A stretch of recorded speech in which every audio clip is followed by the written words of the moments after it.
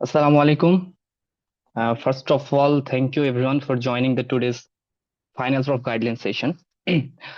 আচ্ছা, অলরেডি মনে হয় জয়েন সবাই করে ফেলছে। এরপরে যারা জয়েন করবে তারা হচ্ছে রেকর্ডিংটা দেখে নিতে পারবে, ঠিক আছে, কোনো সমস্যা নেই। তো যেটা আজকে আমাদের যেটা অলরেডি দেখা যাচ্ছে বা তোমরা সবাই জানো যে কি কারণে আমরা আজকের সেশনটা আলটিমেটলি আয়োজন করেছি, সেটা হচ্ছে ফাইনাল অফ গাইডলাইন সেশন। এর আগেও যারা ছিল, এর আগে অলরেডি তারা ডাক্তার হয়ে গেছে, অলরেডি ইন্টার্নশিপ করতেছে। এর আগে দুইটা ব্যাচ তাদের এই ফাইনাল অফ গাইডলাইন সেশন নিয়েছিলাম গত বছর এবং তার আগের বছর। এবং সাথে করে আমি কিন্তু মেডিসিনটাও তাদেরকে পড়িয়েছিলাম। বাই দ্য ওয়ে, আজকে মেনলি কথা বলবো যে আমরা জানি যে প্রফ মানে হচ্ছে একটা ভয়, আতঙ্ক বা কনফিউশন, কি পড়তে হবে কি পড়তে হবে না, এরকম কিছু ব্যাপার স্যাপার থাকে।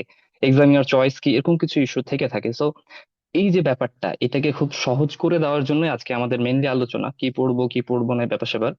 তো আমরা ওভারঅল আজকে ফুল ফাইনাল প্রপ নিয়ে কথা বলবো, মেডিসিন, সার্জারি, গাইনি, আইএনটি, যত যা কিছু আছে সবকিছু। এবং এই যে ভয়ের ব্যাপারটা বা একটা, এটা একটা এক্সাম, বাট প্রতিটা এক্সামে কিন্তু কিছু স্ট্র্যাটেজি আছে। আচ্ছা, আরেকটা কথা বলে নিতে চাচ্ছি যে আমরা আজকে তিনজন আছি। তিনজনের মধ্যে ভাইয়া আছেন, রবিউল ইসলাম ভাই এবং তানজিম ভাই। ভাইরা কথা বলবেন, বাট আমি জাস্ট একটু ইন্ট্রোডাকশনের জন্য জাস্ট কিছু কথা বলতে চাচ্ছি। সেটা হচ্ছে যে প্রফ মানেই ভয়, আর ফাইনাল প্রফ মানে একটু বেশি ভয়। বিকজ এতদিন যারা আমরা প্রফ দিয়ে আসছি তারা জানি যে কোনো মানে সব মানে ডিরেক্ট কোনো পেশেন্ট ডিলিংস এর ব্যাপারটা সেভাবে আসে নাই। কিন্তু ফাইনাল প্রফের ক্ষেত্রে হয় কি, শর্ট কেস লং কেস সবকিছু মিলে একটা পেশেন্ট ডিলিংস এর ব্যাপার স্যাপার থাকে, এবং সেক্ষেত্রে একটা এক্সট্রা ভয় কাজ করে। এবং সেকেন্ড অফ অল যেটা ইম্পর্টেন্ট সেটা হচ্ছে যে ফাইনাল প্রফের কোনো ফ্লোর নাই, এই কথাটা বলা হয়, there is no floor final prof. But যেই ডেভিডসন আপনি ফাইনাল প্রফে পড়ছেন, সেই ডেভিডসন পর FCS part one part two even সারা পড়তেছে, রাইট? সো কোনটুক পর্যন্ত আমাকে পড়তে হবে, কতটুকু আমাকে পড়তে হবে, আমার জন্য কতটুকু ইম্পর্টেন্ট, এটা জানানোর জন্য আজকের সেশন। সো আজকে আমাদের মেইন স্ট্র্যাটেজি হচ্ছে এক্সামটাকে কিভাবে স্ট্র্যাটেজিক্যালি পড়ে সহজ করা যায়, যেটা ইম্পসিবল মনে হয় সেটাকে পসিবল করা যায়। এবং এক্সাম ওরিয়েন্টেড এক্সামিনার চয়েস কিভাবে আলটিমেটলি থাকে, তারা কোনটা পছন্দ করে, এই ব্যাপার নিয়ে কিছু কথাবার্তা বলা ইন দা খুবই শর্ট টাইমের মধ্যে, ঠিক আছে? তো আমি একটু রবিউল ইসলাম ভাইয়ারা একটু খুব বিজি, আমি ভাইয়াদেরকে একটু কথা বলার জন্য বলতেছি। সেটা হচ্ছে ভাইয়া রবিউল ইসলাম ভাই একটু যদি কিছু বলেন, শামীম ভাই।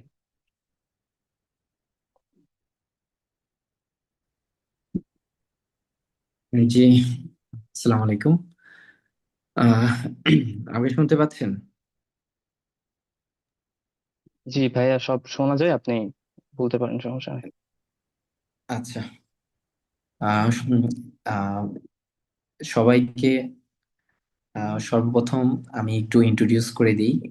প্রথমত, প্রফ এক্সাম গাইডলাইন আমাদের সবার প্রিয় ছোট ভাই আবু বকর সিদ্দিকের যে সবসময়ের একটা চেষ্টা আমি শুনে এসেছি। আজকে আমি নিজেকে খুবই আসলে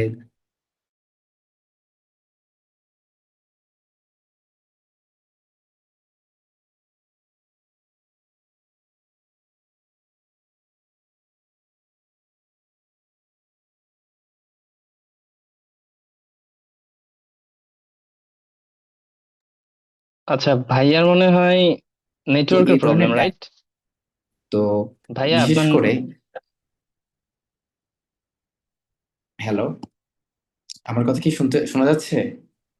জি আমার কি ওকে নাও, নয়েজ বাট আসছে? মাঝখানে শোনা যাচ্ছিল না। না, নয়েজ আচ্ছা আচ্ছা ছিল না, আচ্ছা। Everything is. আচ্ছা, ওকে, থ্যাংক ইউ। তো ফাইনাল প্রপ প্রিপারেশন যে গাইডলাইন, আসলে গাইডলাইন বলতে আমাদের যারা ফার্স্ট প্রফ, সেকেন্ড প্রফ বা অন্যান্য প্রফ দিয়ে আসছে তাদের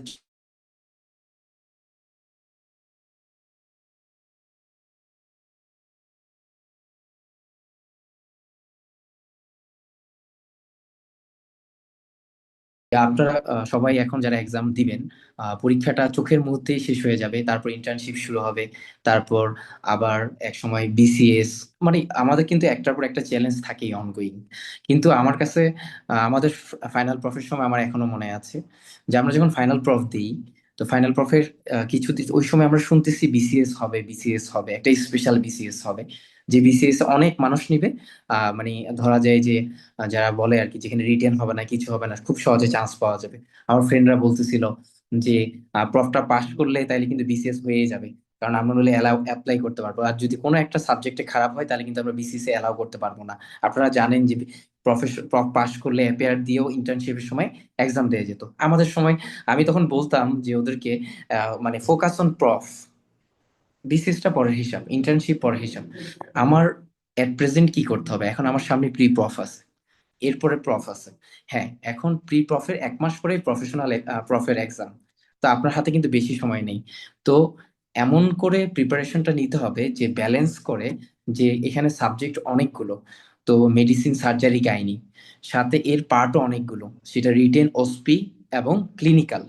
এখন আপনার হাতে ধরেন, আমি এক্সাম্পল দিলাম, আমার 10 দিন পর প্রি প্রফ এক্সাম। তাহলে আমার এখন কি করা লাগবে, যেটা কম্পালসারি মাস্ট টু নো সেটাই পড়তে হবে। নাইস টু নো পড়ার টাইম আমাদের তেমন হবে না। আমার যদি টার্গেট থাকে প্রফ, তাহলে প্রি প্রফ কোনো ইস্যু না। প্রি প্রফ হলো যে আমার একটা প্রিলিমিনারি একটা, আমরা আগে যে মডেল টেস্ট দিতাম তেমন আহ, একটা সেশন হইতে পারে সেটা জন্য প্রস্তুতির জন্য। তো সেক্ষেত্রে আমাদের যে আমি ইন শর্ট কিছু কয়েকটা কথা বলবো, যে আপনারা প্রথমত রিটেনের প্রিপারেশন নিতে হবে, শেষের দিকে সময় চলে আসছে, রিটেনের প্রিপারেশনটা আগে নিতে হবে। আমাদের রিটেনের প্রিপারেশন নিলে অনেকটা স্পিড প্রিপারেশন হয়ে যাবে, এবং সাথে সাথে ক্লিনিক্যালের অংশটুকু, আমি জানি এই গত লাস্ট ইয়ার্স আপনারা ক্লিনিক্যালে প্রিপারেশন নিয়েছেন, কিন্তু যতই প্রিপারেশন নেন, যদি আপনাদের রিক্যাপিচুলেট না হয় কিন্তু সেটা কোনো আউটপুট আসবে না। সেটা যেই সাবজেক্টে হোক, কেউ মেডিসিনে কেরিয়ার করেন, সার্জারিতে, বাট আপনাকে সব লস, গাইনি, সবগুলোতে কিন্তু আপনার ইকুয়াল প্রিপারেশন নিতে হবে। তো হাতে যদি কম সময় থাকে, আমার মনে হয় যে একটা গুছানো পড়াশোনা করতে হবে। গুছানো পড়াশোনা বলতে আমরা সবসময় যেটা বলি, যেটা মাস্ট টু নো। আপনি যদি এখন ডেভিডসন পড়তে যান, ধরেন আপনার হাতে এখন সময় আছে অল্প 1 থেকে 1.5 মাস, আপনি যদি এখন ডেভিডসন পড়তে যান তাহলে কিন্তু হবে না। আপনি যদি এখন আবার আমি বলতেছি না যে আপনি একটা গাইড বই পড়বেন, যে কোনো একটা গাইড বই ধরেন, সেটা আপনি পড়বেন, সেটাও না। কিন্তু আপনাকে যখন একটা কম সময় থাকবে, আপনাকে একটা শর্টকাট ওয়ে ফলো করতে হবে সাকসেসের জন্য। না, আমার মিনিমাম পাস চাই, আমি সবসময় যেটা বলি ভালোটা পরে হিসাব, আগে মিনিমাম পাস করতে হবে। তো পাস করার জন্য আমাদের সবসময় যেটা মাথায় রাখতে হবে, যে সবার আগে যে যতটুকু মিনিমাম জানতে হয়, আমি ততটুকুর পিছনে ছুটবো। এখন আমার হাতে কিন্তু তেমন সময় নেই, আমি যতটুকু জানছি, এখন নতুন করে জানার কোনো সময় নেই। তো শর্ট, ইন এ শর্ট, আমি যদি একটু মেডিসিন নিয়ে কথা বলি, এখন আপনার ধরেন মেডিসিন সামনে পরীক্ষা, তো এখন মেডিসিন আপনি কি পড়বেন, আপনি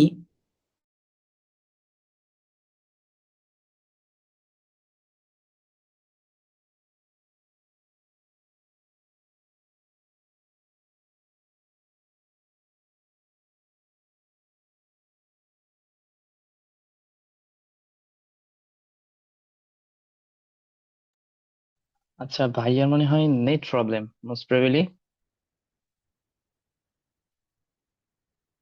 আচ্ছা, আমি শুনতে পাচ্ছি না, আপনারা কি শুনতে পাচ্ছেন? একটু জানাবেন, তাহলে বুঝবো যে হয়তো অনেকেই আমারই জানেন। প্রবলেম। মানে না ভাই, শোনা যাচ্ছে না।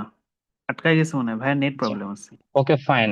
শামীম ভাই, আপনার ফোন মানে আটকাই গেছিল আর কি। হ্যাঁ, ডিসকানেক্ট, একটু সরি। আচ্ছা, তো শোনা যাচ্ছে এখন? হ্যাঁ ইয়েস, ভাই, নাও ওকে। এখন এখন শোনা ক্লিয়ার? যাচ্ছে। হ্যাঁ, আচ্ছা ঠিক আছে। তো আপনি যদি ধরেন আপনার ধরেন আপনার হাতে আপনি যতটুকু পড়ছেন, এখন আপনার সামনে রিটেন আছে। যখন রিটেনে আপনাকে প্রিসাইজ পড়াশোনা করতে হবে। আমি সবার আগে বলবো আপনি বিগত বছরের কোয়েশ্চেন দেখেন, লাস্ট প্রিভিয়াস ইয়ার্স এর কোয়েশ্চেন কেমন হয়েছে সেটা দেখেন, সেটা থেকে একটা অ্যানালাইসিস নিতে হবে। আপনি যদি অ্যাটিপিক্যাল টপিকস পড়েন কিন্তু এখন কাভারেজ হবে না। সবার আগে টিপিক্যাল টপিকস পড়তে হবে, বারবার পড়তে হবে, তারপরে অ্যাটিপিক্যাল টপিকসে ফোকাস করতে হবে। আমাদের যে, আমি যদি একটা কার্ডিওলজি আর একটা সাবজেক্টের আমি একটা যদি কোনো কিছু ফোকাস করি, সেই ক্ষেত্রে যদি আমি এমআই না পড়ি, ঠিক আছে, আমি যদি এমআই পড়ার আগে অ্যাট্রিয়াল ফিব্রিলেশন পড়ি তাহলে কিন্তু হবে না। আমার ফোকাস করতে হবে। আমি যদি প্লুরাল ইফিউশন, আমার একটা কেস থাকবে, সেটা সিনারিও বেসডও থাকতে পারে, সেটা ওসপিতেও আসবে, সেটা ক্লিনিক্যালেও থাকবে। আমি কমন টপিকস গুলো আগে কনসাইজ করবো, প্রিসাইজ করবো, যে এই কয়টা টপিকস আমাদের সময় এখনো মনে আছে আমার। আমি বলতাম যে মেডিসিনে, রেসপিরেটরিতে এই 6টা কেস, কার্ডিওলজিতে এই 2টা কেস, অ্যাবডোমেনে এই 6টা কেস পড়বো। ঠিক আছে। আপনি যখন ক্লিনিক্যালি রিটেন পড়বেন, ধরেন আপনি এন্ডেভার একটা গাইড পড়তেছেন, ঠিক আছে, আপনি যদি একটু চালাকি করে আব্দুল্লাহ স্যারের, যেটা আপনি একটু লং কেসটা খুলেন, আপনি ধরেন নিউমোনিয়া পড়তেছেন, নিউমোনিয়া থেকে রিটেনে কি কি কোয়েশ্চেন আসছে পড়তেছেন, আপনি যদি একটু যদি আব্দুল্লাহ স্যার রং কেসটা খুলে ওখানে নিউমোনিয়া থেকে কি কি ক্রস কোয়েশ্চেন গুলো আছে সেগুলো পড়েন, এট দ্য সেম টাইম কিন্তু দুইটা কাজ আগালো, লং কেসটা আগালো, সাথে কি হলো, সাথে রিটেনের পড়াটা হইলো। কিন্তু গা ভাসানো যাবে না। আমি যেটা দেখতাম, আমি যেটা ভুল করতাম, আমার যখন একটা টপিক ভালো লাগছে ওইটা পড়তেই থাকি, পড়তেই থাকি, না, আপনি এক্সটেন্ড করে পড়ার এখন সুযোগ নেই, হাতে খুবই কম সময় যতটুক। আমি সেজন্য প্রিভিয়াস কোয়েশ্চেন প্রিভিয়াস কোয়েশ্চেন আমাকে গাইড করবে যে আমার কতটুকুর মধ্যে থাকা উচিত। আমি যদি কার্ভ 65 স্কোরটা পড়ি, দ্যাটস এনাফ। এখন আমি যদি নিউমোনিয়ার প্রগনোস্টিক ফ্যাক্টর পড়ি, কি কি সিভিয়ারিটি ক্রাইটেরিয়া, সেটা আমি পড়ে নিলাম। এখন আমি যদি পড়ি নজোকমিনাল নিউমোনিয়ার যে ট্রিটমেন্ট কি, ইনভেস্টিগেশন কি, তাহলে কিন্তু হলো না। আমি আমি এগুলো মাস্ট, নাইস টু নো, জানতে হবে, ঠিক আছে, কিন্তু পরীক্ষার আগে কিন্তু মানে এইসব এক্সেসিভ মানে বিষয়গুলো নিয়ে ফোকাস করা যাবে না। আমাকে একদম ফোকাস করতে হবে একদম টানেল ভিশনের মতো, যে আমার পাশ করার জন্য যতটুকু লাগবে এটা একদম কনফার্ম। এটা সবসময় মাথায় রাখতে হবে, আগে পাস, সার্টিফিকেট ছাড়া কোনো ভ্যালু নেই, ঠিক আছে।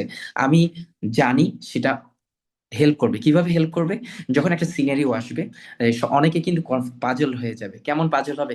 যে কেউ হঠাৎ করে একটা নতুন সিনারিও আসলো, যা আমার এখনো মনে আছে, কোভিড এর সময় আমাদের এফসিবিস পার্ট ওয়ানে আমাদের একটা ব্ল্যাক ফাঙ্গাসের কোশ্চেন আসছিল। তখন কিন্তু আমরা ব্ল্যাক ফাঙ্গাস কেউ পড়ি নাই, ঠিক আছে।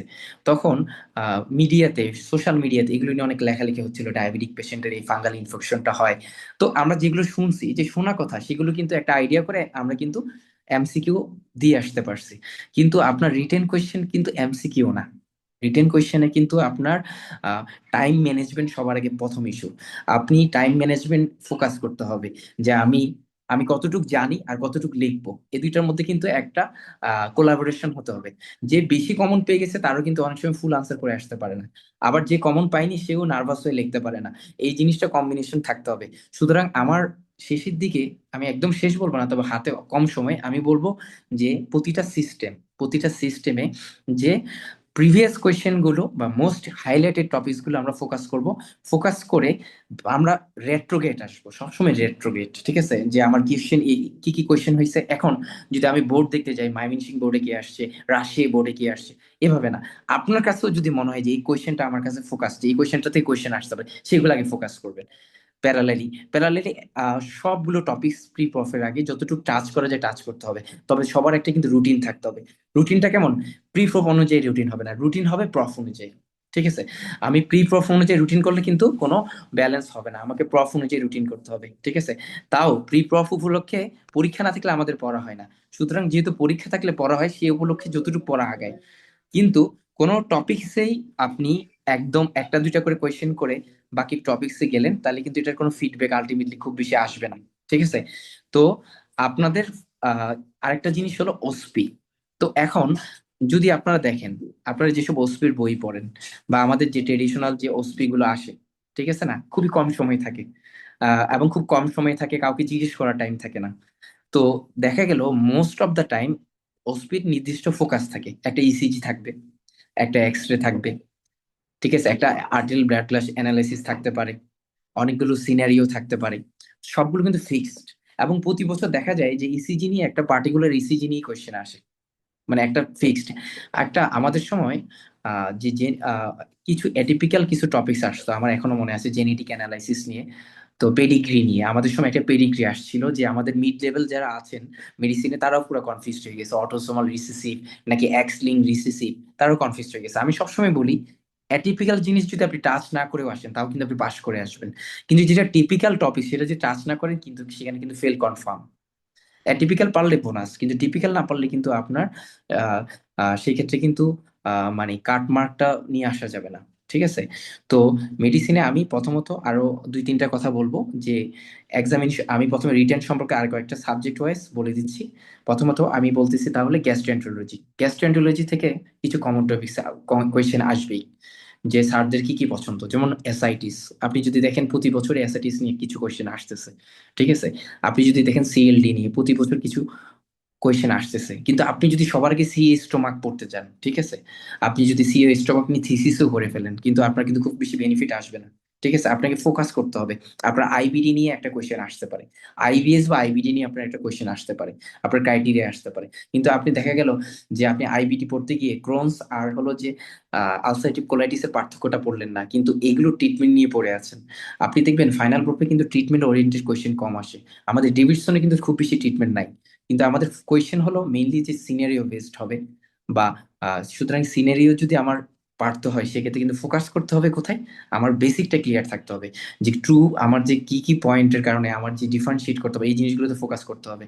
তো আমি সবগুলোতেই বলতেছি যে ফোকাস অন কমন টপিকস, ঠিক আছে, focus on common topics before pre proof, ঠিক আছে, and go through the previous question, previously যেগুলো সবচেয়ে কমন আসছে সেগুলো নিয়ে।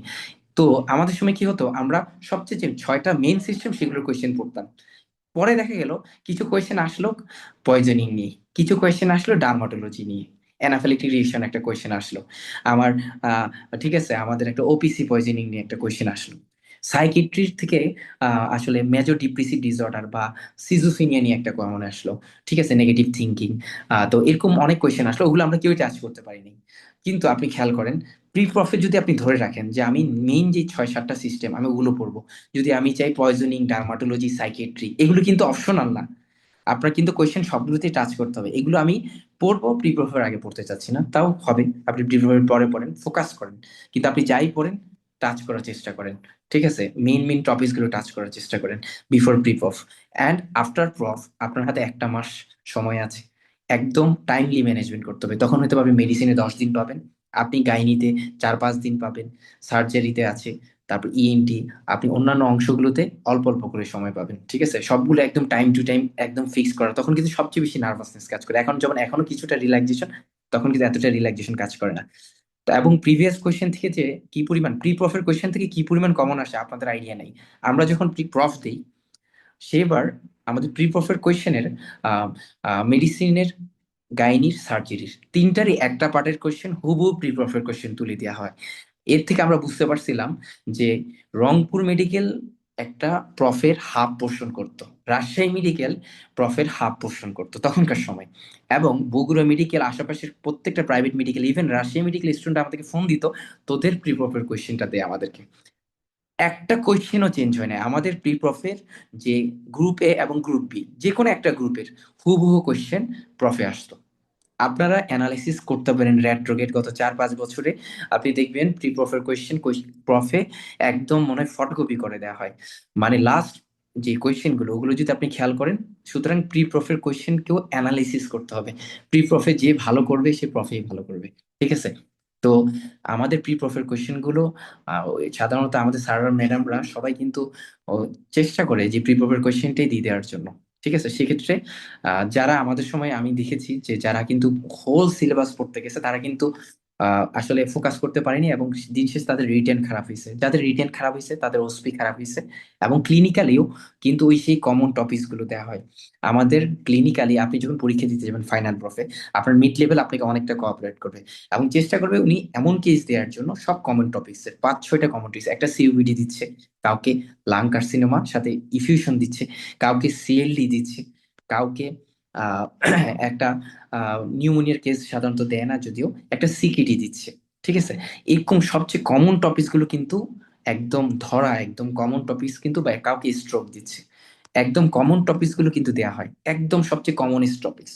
আপনি ক্লিনিক্যালি আপনি যখন যাবেন আপনি দেখবেন যখন রিটেন পড়া হয়ে যাবে ক্লিনিক্যালি পড়ার জন্য তেমন কিছু নাই, জাস্ট এক্সামিনেশন ওরিয়েন্টেড তখন ফোকাস করতে। ক্লিনিক্যাল আসলে মেইন জিনিস হলো শর্ট কেস, আমরা কিন্তু শর্ট কেসে সবচেয়ে বেশি খারাপ করি, শর্ট কেসে। এবং পেডিয়াট্রিক্স এবং মেডিসিন যেহেতু একসাথে হয়, অনেকগুলো শর্ট কেস থাকে এবং অনেকগুলো পেডিয়াট্রিক্স এর পড়া থাকে, সাথে আবার কি পড়া থাকে, মেডিসিনের পড়া থাকে, মেডিসিন অ্যালাইড এর পড়াশোনা। তো সবগুলো কিন্তু পরীক্ষার আগে কিন্তু ক্লিনিক্যাল আগে খুব বেশি সময় থাকে না, পুরোটাই রেসিডুয়াল থেকে যায়, ঠিক আছে। আমি তানজিম বা আবু বকর ইনশাল্লাহ কন্ট্রিবিউট করবে এই তাদের লাইভ এক্সপিরিয়েন্স। তো আমরা কিন্তু কোনো যদি টপিকস ওরিয়েন্টেড আলোচনা করি, এখানে আলোচনা করার আসলে সময় শেষ হবে না, ঠিক আছে। সেজন্য আমি ইন এ শর্ট মানে কথা বলার জন্য তোমাদের সাথে চেষ্টা করলাম। আহ তো আমার মনে হয় যে কারো যদি পার্টিকুলার কোনো টপিকস এ সমস্যা হচ্ছে, কারো যদি মনে হয়, তোমাদের কারো যদি মনে হচ্ছে যে আমার আর্টেরিয়াল ব্লাড গ্যাস অ্যানালাইসিসে সমস্যা হচ্ছে ওসপিতে, বা আমার কাছে এক্স রেতে সমস্যা হচ্ছে, আমার কাছে মনে হচ্ছে কিছু এক্স রেতে সমস্যা হচ্ছে, বা কারো যদি কোনো পার্টিকুলার ফোকাস থাকে যে আমার গাইনি, মেডিসিন বা পেডিয়াট্রিক্স এর এই অংশটার উপর ফোকাস করছে, তোমরা অবশ্যই এখানে আমাদেরকে মেসেজ দিতে পারো।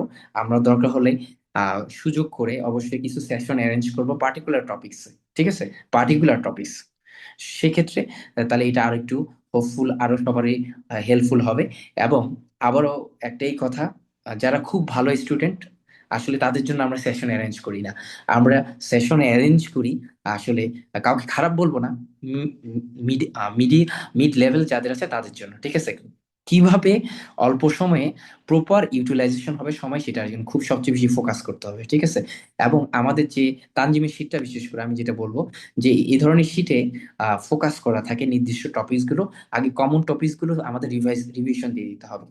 তারপর লাস্ট ইয়ার যে দেখতে হবে গত 2-3 বছরে কিছু প্যাটার্ন চেঞ্জ হয়েছে কোয়েশ্চেনের, যে আগের থেকে কিছুটা আলাদা করতেছে, ওই প্যাটার্নটা রিকগনিশন করতে হবে। প্যাটার্ন রিকগনিশন যে করে সে কিন্তু সবচেয়ে ভালো করে। এটা প্যাটার্ন রিকগনিশন একটা ভাইটাল জিনিস, ঠিক আছে? তো এই প্যাটার্ন রিকগনিশন করতে হবে যে কোয়েশ্চেন কিভাবে চেঞ্জ আসতেছে, আগে কেমন ছিল এখন কেমন আছে। সবশেষ আমি একটা কথা বলে শেষ করব, যে পরীক্ষার আগে অবশ্যই আপনারা এই যে প্রিপ্রফটা একটা প্রিপারেশন, কিন্তু আপনারা প্রিপ্রফ দিয়েই দেখে বুঝতে পারবেন, যেহেতু এই প্রথম আপনারা ফুল সিলেবাস পরীক্ষা দিতে যাচ্ছেন, ফুল সিলেবাস দেখবেন ম্যাক্সিমাম দিন কোয়েশ্চেন যা কমনই পড়ছে সেটা কিন্তু লিখে আসা সম্ভব হচ্ছে না। টাইম ম্যানেজমেন্ট নিয়ে খুব বেশি ঝামেলা হচ্ছে। এবং আমাদের দুইটা পোর্শন থাকে, গ্রুপ এ গ্রুপ বি। তো এখন গ্রুপ এটা একটা স্যার খাতা কাটায়, গ্রুপ বিটা আরেকটা স্যার খাতা কাটে। আমরা গ্রুপ এ দিয়ে কেউ শুরু করলাম, ঠিক আছে, বা আমরা অনেকগুলো কোয়েশ্চেন লিখলাম, গ্রুপে অনেক ভালো হলো, শেষের 1 ঘন্টায় ধরেন আপনাদের পরীক্ষা যদি 3 ঘন্টা হয়, ধরেন 2 ঘন্টা আপনি গ্রুপে লিখে ফেলছেন, পরে দেখলেন আপনার হাতে সময় নেই, গ্রুপ বি লেখা শুরু করছেন। শেষের দিকে আপনি দেখলেন গ্রুপ বিতে প্রতিটা কোয়েশ্চেন আপনি 3 থেকে 4 মিনিট পাচ্ছেন। আপনি সিনারিওতে ডিফারেন্সিয়াল চাইছে, ডিফারেন্সিয়ালও লিখে আসতে পারেন না, ডিফারেন্সিয়াল লিখলেও ফুল নাম্বার পাওয়া যেত। কিন্তু তাহলে এগুলো করা যাবে না। সুতরাং আপনি কোয়েশ্চেন দেখে অ্যানালিসিস করতে হবে। আমি যদি গ্রুপের 3টা 4টা কোয়েশ্চেন লিখি, আমি গ্রুপ বি এর আরেকটা পোর্শনের খাতা নেই, গ্রুপ বি এরও 3টা 4টা কোয়েশ্চেন লিখবো। তখন গ্রুপ বি এর কয়েকটা কোয়েশ্চেন লেখার পর আবার গ্রুপ এতে ব্যাক আসবো, ঠিক আছে? তাহলে কি হবে, গ্রুপে যে স্যারটা খাতা কাটছে দেখছে যে প্রথম খাতাগুলো পেজগুলো খুব সুন্দর করে লেখা, তার আপনার প্রতি একটা ইমপ্রেশন ক্রিয়েট হয়েছে, সে খুব ভালো নাম্বার দিল শেষের দিকে বিশ্রী লেখা হলেও, ঠিক আছে? কিন্তু গ্রুপ বি যে শুরু করছে খাতাটা লেখা, সে শুরুতেই দেখে আপনার লেখাগুলো একদম এলোমেলো হয়ে গেছে, আপনি নার্ভাস ফিল করছেন, টাইম চলে গেছে, তখন আপনি বুঝেও লিখতে পারেন না, ঠিক আছে? প্রথম গ্রুপে আপনি রোল করছেন, সুন্দর করে ভাঁজ করছেন, গ্রুপ বি কিছুই করতে পারেন নাই। তো গ্রুপ বি যে অন্যজন স্যার তার ইমপ্রেশন খারাপ, আপনি আলটিমেটলি গ্রুপেতে যে 50 মার্কস আপনি তো 60 পাবেন না কখনোই, ঠিক আছে? আর গ্রুপ বিতে আপনি খারাপ করছেন। আমাদের ইউনিভার্সিটির গ্রেসের সিস্টেম আছে 5 নম্বরের মতো, সেটা আমরা জানি না, স্যাররা এটা ভিতরে ভিতরে 5 নম্বর রিটেন গ্রেস দিতে চেষ্টা করে, ওসপিতে কখনো কখনো দিয়ে, ক্লিনিক্যালি 5 নম্বর গ্রেস দেওয়ার চেষ্টা করে। টোটাল মার্কসটা যখন অ্যাকুমুলেট হয় স্যাররা একসাথে বসে, কে রিটেন একটু কম পেলো, কে ওসপিতে কম পেলো, কে।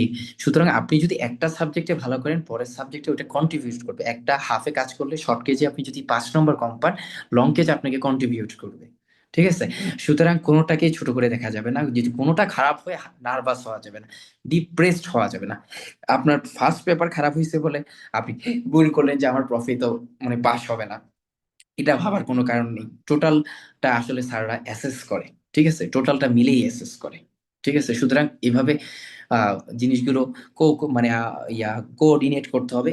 হোপফুলি প্রি প্রফের এক্সামই আমাদেরকে বলে দিবে যে প্রফের জন্য আমরা কি কি প্রিপারেশন গুলো নেওয়া দরকার ছিল আর নেওয়া হয়নি। আর পরীক্ষার হলেই বলে দিবে যে আসলে কিভাবে আমাদের লেখা উচিত, ঠিক আছে? ডিফারেন্সিয়াল গুলো কিভাবে লেখা উচিত, তো কিভাবে আমাদেরকে জিনিসগুলো গুছানো উচিত, যে এগুলো প্রি প্রফ আমাদেরকে অনেকটাই গাইড করবে। সুতরাং যে প্রি প্রফের জন্য একটু আর্লি একটু সময় দিবে, যদি মনে করেন প্রি প্রফে আর কি পড়বো, হাতে সময় নেই, যা পড়বেন তাই বোনাস। এটা আমি সবসময় বলি, যাই পড়বেন তাই বোনাস। এবং প্যারালেলি আপনাদের একটা গ্রুপ থাকবে, শর্ট গ্রুপ। আজকে দেখেন এখানে কিন্তু অনেকে জয়েন করেনি, অল্প কিছু মানুষ জয়েন করছে। আপনাদের একটা গ্রুপ থাকবে যে আমাদের রিটেন অস্পির ভিড়েও আমরা যেন ক্লিনিক্যাল ভুলে না যাই, মাঝে মাঝে যেন একটা করে মেডিসিনের শর্ট কেস করি, একটা করে সার্জারির শর্ট কেস করি, আমরা যেন গাইনির একটা শর্ট কেস করি, ঠিক আছে? একটা গ্রুপিং থাকতে হবে। আপনাদের গ্রুপে যদি একটা ছেলে একটা কয়েকটা মেয়ে থাকে, আপনারা কয়েকটা ছেলে মেয়ে মিলে একটা যদি গ্রুপ থাকেন, আমি মনে হয় যে সবচেয়ে বেস্ট আপনার রিটার্ন পাবেন। সবার সাথে কখনো মনে রাখবেন, সবার সাথে আসলে মিলিয়ে কোনো কিছুই হয় না।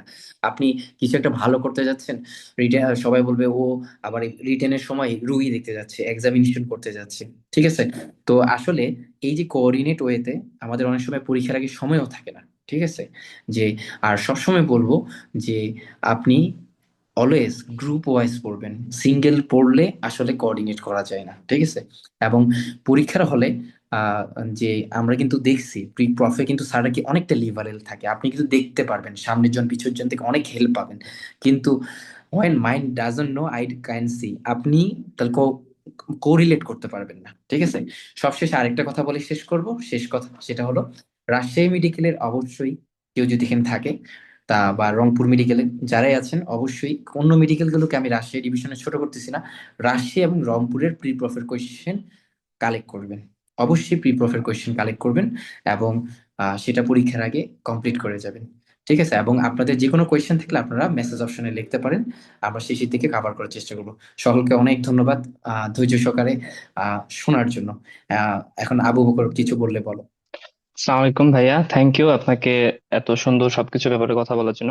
আর একটা ব্যাপার হচ্ছে যে আমি ওভারঅল ঢাকায় তো 1.5 বছর ধরে আছি। তো আমি হচ্ছে ডিএমসি তে রিডিং রুমে পড়তে যেতাম, তো ওখানে আমার এক সিনিয়র আছে ভাইয়া, মানে মাইক্রোবায়োলজির। তো ভাইয়া আমাকে বলতেছিল যে ঢাকা ইউনিভার্সিটির আন্ডারে যারা আছো, মানে দেখা যায় যে ওই ঢাকা ডিএমসি যে কোশ্চিন, ওই ডিএমসি এর প্রি প্রফের কোশ্চিন প্রফে তুলে দেয়, মানে মোস্ট অফ দ্য কোশ্চিন ভাইয়া মাইক্রোবায়োলজিতে আছে। তো ওভারঅল শুনলাম মাইক্রোবায়োলজি এবং গাইনোকোলজি নিয়ে আমি মোটামুটি কিছু ব্যাপার স্যাপার শুনছি। আর আমি কিছুদিন ছিলাম সেখানে ইয়াতে, তো মেডিসিনের থেকেও মোটামুটি কিছু ইনফরমেশন শুনলাম যে যেই কোশ্চেনটা, মানে যেই ইউনিভার্সিটির যেটা সবচেয়ে ওভারঅল প্রথম দিকের মেডিকেল কলেজ গুলো থাকে, সেগুলোর প্রি প্রফের কোশ্চেন গুলা ইউজুয়ালি দেখা যায় যে দিয়ে দেয়। বাই দ্য ওয়ে, হ্যাঁ, হ্যাঁ, হ্যাঁ। আমি আজকে প্রথম দিকের মেডিকেল আসলে আমি আমিও সেজন্য বললাম বাইরের মেডিকেল গুলোকে আমি কাউকে ছোট করতেছি না, অন্যান্য সরকারি ও বেসরকারি মেডিকেল, কিন্তু রাজশাহী আর রংপুরের কোয়েশ্চেন গুলো রিপিট হয় আমি দেখছি। যে যেহেতু তাদের এক্সামিনার যারা সিনিয়র মোস্ট এক্সামিনার তাদের থেকে কোয়েশ্চেন কালেক্ট করে, সো যেটা আবু বকর বললো প্রত্যেকটা ইউনিভার্সিটি আর সেটা হয়ে থাকে। আর ঢাকা মেডিকেলের গল্প যদি আমি করি, তো এটা আসলে কি আমাদের তো কোয়েশ্চেন হাফ হাফ কমন আসে, ওদের তো কোয়েশ্চেন পরীক্ষার আগে সবাই হাতে পেয়ে যায় অনেক ক্ষেত্রে। এটা আমি বলতে পারি যে 2018 সালে ফাইনাল প্রফের যে পরীক্ষাটা হয় ঢাকা ইউনিভার্সিটির আন্ডারে, ইভিএন বরিশাল মেডিকেল স্টুডেন্টও পরীক্ষার আগে তাদের সকল প্রি প্রফের কোয়েশ্চেন রিটেন কোয়েশ্চেন পেয়ে গেছিল অ্যাকচুয়ালি। তো আসলে আমরা দেখি যেহেতু এটা রিপিট হয়, সুতরাং অবশ্যই এই দিকে খেয়াল রাখতে হবে। আচ্ছা ভাই, ঠিক আছে, থ্যাংক ইউ। আমরা হচ্ছে যেটা নিয়ে একটু কথা বলতে চাচ্ছিলাম এখন, মেইন যে জায়গা, মানে আজকের যে প্ল্যানিং, আই মিন আজকে যে কারণে সেশনটা অ্যারেঞ্জ করা হয়েছে আর কি, যে প্রতিটা সাবজেক্ট নিয়ে কথাবার্তা মেনলি, এবং কোথা থেকে কতটুকু পড়তে হবে, আমি জাস্ট একবার ইন শর্টে বলে যাব। হোপফুলি 15 থেকে 20 মিনিটের মতো সময় লাগবে, এর চেয়ে বেশি সময় লাগবে না, ঠিক আছে? তো আশা করা যায় আমরা এখন শুরু করি, ঠিক আছে? তো আমরা জানি যে আমাদের তিনটা সাবজেক্ট, রাইট? একটা হচ্ছে medicine, surgery, obstetrics and gynaecology. এই তিনটা পড়লেই ফাইনাল প্রফ শেষ, আপনি এরপরে ডাক্তার হয়ে যাচ্ছেন ইনশাআল্লাহ। তো এই তিনটা আপনি কিভাবে পড়বেন? আমি বলছি যে আপনাকে চেক পয়েন্ট ঠিক করতে হবে, আপনাকে কোথায় যেয়ে থামতে হবে এবং কতটুক পড়া আপনি পড়বেন। বাইরে আমরা আগাই, আমরা জানি যে আমাদের তিনটা সেগমেন্ট থাকে। ইউজুয়ালি প্রথমে রিটেন হয়, রিটেনে আলহামদুলিল্লাহ আশা করা যায় সবাই পাশ করে যাবেন খুব ইজিলি, এবং রিটেনের সব কোশ্চেন কমন পড়বে। ভাইয়া যেটা বললেন যে কোশ্চেনের ক্ষেত্রে যেটা মাথার মধ্যে রাখতে হবে, প্রিভিয়াস ইয়ারের কোশ্চেন এবং প্রি প্রফের কোশ্চেন, ঠিক আছে? এবং প্রি প্রফের কোশ্চেনের ক্ষেত্রে কোন নিজের মেডিকেল কলেজের কোশ্চেন তো আপনি অবশ্যই ফলো করবেন, এবং যে জায়গাগুলো থেকে কোশ্চেন ইউজুয়ালি হয়, আপনি 3টা প্রফ অলরেডি দিয়ে আসছেন, জানেন কোন মেডিকেল থেকে কোশ্চেন গুলো তারা পিক করে। আর একটা হচ্ছে অসপি থাকে, অসপিটা মানে ফাইনাল প্রফের অসপিতে দেখা যায় টাইম পাওয়া যায় না। এটা খুবই ইম্পর্টেন্ট একটা ইস্যু, এ ব্যাপারে একটু মাথার মধ্যে রাখতে হবে। ফাইনাল প্রফের অসপিতে টাইম পাওয়া যায় না, বিশেষ করে গাইনোকোলজি এন্ড অবস্টেট্রিক্সে টাইমই পাওয়া যায় না বলতে গেলে। আর কিছু অ্যাটিপিক্যাল থাকে, যেমন পেডিগ্রি দেখা যায় যে এফসিবিএস ও পেডিগ্রি আসলেও পোলাপান পারে না, ঠিক আছে? সো এটা নিয়ে মাথা খারাপ করার কোনো দরকার নেই, মোস্ট অফ দ্য কোশ্চেন্স খুবই ইজি ইজি আসে। আর আপনাকে আমি একটু পরে বলবো যে পরীক্ষা দেওয়ার জন্য স্ট্র্যাটেজি ইম্পর্টেন্ট। আপনি অনেক বই পড়ে গেছেন, কোনো দরকার নেই। যেটা দরকার সেটা হচ্ছে, মনে করেন আপনি হেপাটোলজি পড়তেছেন, তাহলে হেপাটোলজির এমন 5টা টপিক সিলেক্ট করেন যেখান থেকে 5টা কোশ্চেন হবেই। সো এই স্ট্র্যাটেজিটা মেনটেন করতে হবে। সো এরকম অস্পির ক্ষেত্রে দেখা যায় একটা এক্সরে থাকে, একটা ইসিজি থাকে, একটা এবিজি অ্যানালাইসিস থাকে, বা এরকম কিছু ব্যাপার স্যাপার থাকে। তো আপনি যদি এটা বুঝে ফেলেন সামহাও, তাহলে আপনার জন্য পরীক্ষায় পাশ করা সহজ হবে, সাথে করে আপনি ভালো মার্কস গেইন করতে পারবেন। এন্ড ক্লিনিক্যালের ক্ষেত্রে তো আলটিমেটলি যখন সেই মডিউলে যাব তখন কথাবার্তা বলবো। বইয়ের ক্ষেত্রে সেভাবে বলতে চাচ্ছি না, আমরা প্রথমে মেডিসিন নিয়ে কথাবার্তা বলতে চাচ্ছি যে মেডিসিনের ক্ষেত্রে আপনি কি পড়বেন, কোথা থেকে পড়বেন, তাই না? দেখেন, মেডিসিনে আমাদের নর্মালি রিটেন যেটা হয় সেটা হচ্ছে কিছু সিস্টেমিক ডিজিজ পড়তে হয় এবং কিছু সিস্টেম পড়তে হয়। আমি এখানে অলরেডি সিস্টেম গুলো মেনশন করেছি, যে cardiology, respiratory, gastroenterology, hepato neuro, endocrine এবং স্টেডি ইনফেকশিয়াস ডিজিজ। এই যে প্রথম দিকের যেগুলো আমি বলছি এগুলো হচ্ছে মোস্ট কমন এবং এগুলা থেকে কোশ্চেন করা ছাড়া কখনো ফাইনাল প্রফের কোশ্চেন মেক হয় না। ঠিক আছে। সো আপনি দেখেন কার্ডিওলজির কোনোভাবেই এমআই অথবা অ্যাট্রিয়াল ফিব্রিলেশন এবং হার্ট ফেলোর, সাথে হচ্ছে ইনফেক্টিভ এন্ডোকার্ডাইটিস এবং রিউমেটিক হার্ট ডিজিজ, এই যে আমি পাঁচটা কথা বললাম, এখান থেকে অবশ্যই তিনটা না চারটা কোশ্চেন তাকে করতে হবে, আদারওয়াইজ কার্ডিওলজির এই কোশ্চেন কোনোভাবেই তৈরি করা সম্ভব না। আপনাকেও যদি আমি দেই, আপনি যখন টিচার হবেন বা আপনি যখন ফুল মেডিসিন পড়ে ফেলবেন, আপনি যখন একটা কোশ্চেন ক্রিয়েট করতে যাবেন, তখনও দেখবেন যে এই কোশ্চেন গুলা দিয়ে আপনাকে, এই টপিকস গুলা থেকে আপনাকে কোশ্চেন ক্রিয়েট করতে হচ্ছে। তো এখন আহ, আমি তো ইন ডিটেলস কোনো টপিকস নিয়ে কথাবার্তা বলছি না, আমি জাস্ট এই দিকের গুলো হচ্ছে সবচেয়ে বেশি ইম্পর্টেন্ট, এগুলো একটু কম ইম্পর্টেন্ট। এর মধ্যে গ্রুপ এ আছে, মানে পেপার ওয়ান আছে, পেপার টু আছে। পেপার ওয়ানটা তো ইন্টারনাল মেডিসিন সম্পূর্ণ থেকেই থাকে, আর পেপার টু যেটা, সেখানে হচ্ছে ডার্মাটোলজি, সাইকিয়াট্রিক্স থাকে এবং হচ্ছে পেডিয়াট্রিক্স থাকে। পেডিয়াট্রিক্স নিয়ে আমি আলাদা একটা সেকশন রেখেছি, সে সময় সেটা নিয়ে কথা বলবো। তো আপনি এখন এটা কোথা থেকে পড়বেন? দেখেন, আপনি অলরেডি অনেক পড়াশোনা করে ফেলেছেন, আপনার এক্সাম কিছুদিন পরেই, রাইট? সো পরীক্ষায় পাশের জন্য মেনলি যেটা দরকার, যে কোনো গাইড বই যেটা গুছানো আছে, কিন্তু কোনো গাইড বই সেইভাবে গুছানো নেই। তো আগে থেকে যদি গোছানো থাকে, যে আপনি গাইড বইয়ের মধ্যে ডেভিডসন ইনকর্পোরেট করে একসাথে কোরিলেট করে পড়াশোনা করছেন, দ্যাটস ভেরি ফাইন। আর যদি না থাকে, তাহলে এখন আপনাকে বাঁচতে হবে। বাঁচার জন্য কি হবে? ফোকাসড ওয়েতে পড়াশোনা করতে হবে। আপনি কার্ডিওলজি পড়ার আগে অবশ্যই পাঁচটা টপিক সিলেক্ট করেন যেখান থেকে তিনটা কোশ্চেন কমন থাকবে, এবং এটা আপনাকে হেল্প করবে কে? প্রিভিয়াস ইয়ারের কোশ্চেন ব্যাংক। ঠিক আছে। তো এই জায়গাগুলোতে সবচেয়ে বেশি কোশ্চেন হয়, এগুলো থেকে রিলেটিভলি কম। এবং ডার্মাটোলজি এন্ড সাইকিয়াট্রি হচ্ছে পেপার টুতে থাকে। এবং বইয়ের ক্ষেত্রে আমি বলবো যে ম্যানেজমেন্ট সেকশনের ক্ষেত্রে এবং কিছু ফিগার এবং মোস্ট ইম্পর্টেন্টলি হচ্ছে কিছু বক্স থাকে, এটার জন্য ডেভিডসনটা দেখতে পারেন। আচ্ছা, তানজিম ভাইয়ের একটা ফ্ল্যাশ কার্ড একটা আছে, হ্যাঁ, ফ্ল্যাশ কার্ডটা হচ্ছে আলটিমেটলি একটা আপডেটেড ভার্সন আছে, আগেরটা না। ওইটা আপনারা চাইলে ফলো করতে পারেন, ওখানে এত সুন্দর মতো লিখা সবকিছু পিক আপ পয়েন্ট একবেলা, যেটা আপনাকে বলতেই হবে টিচার যেটা চায় এবং যেটা লিখলে আপনি সবচেয়ে ভালো মার্কস পাবেন, দ্যাটস ইট। আর আপনার মেডিকেল কলেজের যে লেকচার শিট আছে সেটা আপনি ফলো করতে পারেন, হোপফুলি এটা আপনাকে হেল্প করবে। কারণ এক্সামিনার চয়েস বলে একটা ব্যাপার স্যাপার আছে, বাট ওভারঅল সব এক্সামিনারের কিছু কমন চয়েস আছে, সেটা যদি কখনো বলার সময় হয় আমি বলবো ইনশাল্লাহ। আর আরেকটা ইম্পর্টেন্ট ব্যাপার, সো আমরা রিটেন নিয়ে মোটামুটি কথাবার্তা বললাম যে এইগুলো আপনাকে পড়তে হবে, আমি কিন্তু ভিতরে যাওয়ার মতো সুযোগ এবং সময় কোনোটাই পাচ্ছি না। তবে আমি কিন্তু গত বছর মেডিসিন সম্পূর্ণ পড়িয়েছিলাম, medicine short case, long case, systemic যা কিছু আছে সবকিছু। সেই সময় কিন্তু বলার চেষ্টা করেছিলাম যে একটা এমআই এর পেশেন্ট কিভাবে প্রেজেন্ট করে, এমআই এর কোশ্চিন কিভাবে হয়, এবং এমআই এর কোশ্চিন কত মার্কসের কিভাবে আসলে আপনি তার অ্যান্সারটা কিভাবে করবেন। ঠিক আছে। রেসপিরেটরি থেকে টিউবারকুলোসিস এর কোশ্চিন কিভাবে আসতে পারে, কিভাবে কোশ্চিনটা মেক হচ্ছে, এবং আপনাকে কিভাবে অ্যান্সার করতে হবে, এইসব। তো এগুলো ইন ডিটেলস ডিসকাশনে যদি পরের দিকে যাওয়া হয়, দেন আমরা ইনশাল্লাহ আলোচনা করবো ইনশাল্লাহ। আমাদের গতবারের মতো এবারও হোপফুলি আমি চেষ্টা করতেছি যে সময় যদি হয়, একটা মেডিসিনের উপর, ফুল মেডিসিনের উপর একটা কোর্স করানোর। আর তারপরে আসতেছে লং কেস। আচ্ছা, লং কেস খুবই ভয়ঙ্কর একটা ব্যাপার আমার কাছে মনে হয়, আমারও যখন ফাইনাল প্রফে দেওয়ার আগ দিয়ে, ইভেন এখনো মাঝে মাঝে ভয় লাগে। তবে প্রফের লং কেস আর এই পোস্ট গ্রাজুয়েশনের লং কেসের মধ্যে অনেক তফাৎ আছে। প্রফে ইউজুয়ালি দেখা যায় কি, খুব ইজি ইজি লং কেস গুলা দেয় এবং খুবই কমন লং কেস গুলা দেয়। আমি যে এখানে লং কেস গুলা বলছি, এর বাইরে আপনাকে আশা করা যায়, আপনার ভাগ্য যদি খুবই খারাপ না হয়, এর বাইরে কোনো কোশ্চিন দেওয়ার কথা না লং কেস থেকে।